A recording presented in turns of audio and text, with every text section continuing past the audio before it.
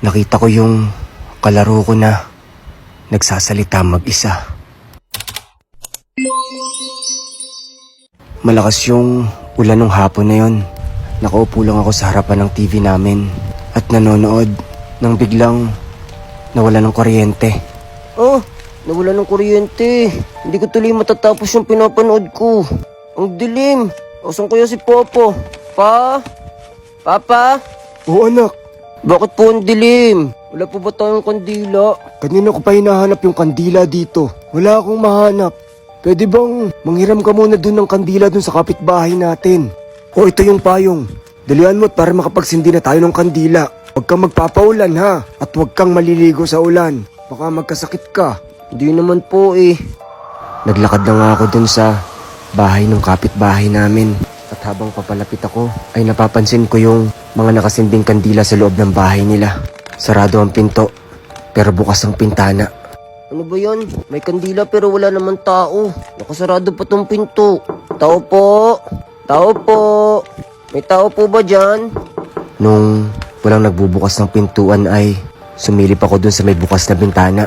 Tao po! May mga nakabukas na kandila pero wala naman tao. Titingnan ko nga dun sa may likodan nila. Baka bukas yung pintuan.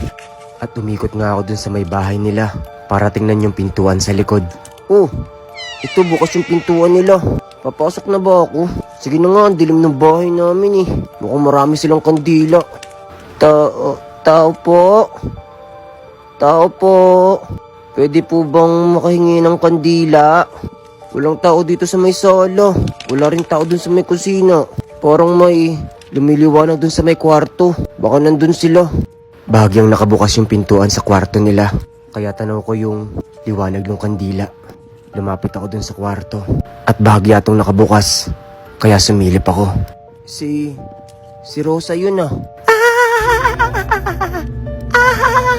Tama na. Maglaro pa tayo? Huh? May kasama siya? Pero wala naman ako nakikita. Baka nagtatago-taguan sila. Iniisip ko nun, baka nagtatago-tagoan sila. Tumatawa siya habang may hawak-hawak na manika. Nagulat ako nang bigla ulit siya nagsalita.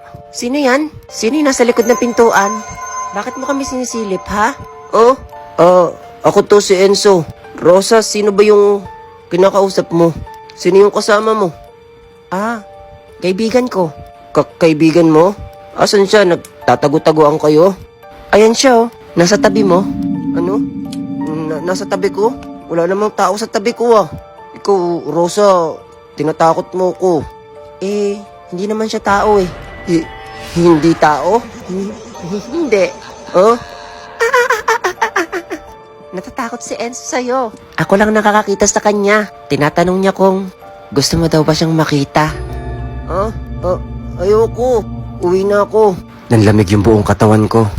At nang madali akong lumabas ng bahay nila. Mula noon ay hindi na ako nakipaglaro kay Rosa.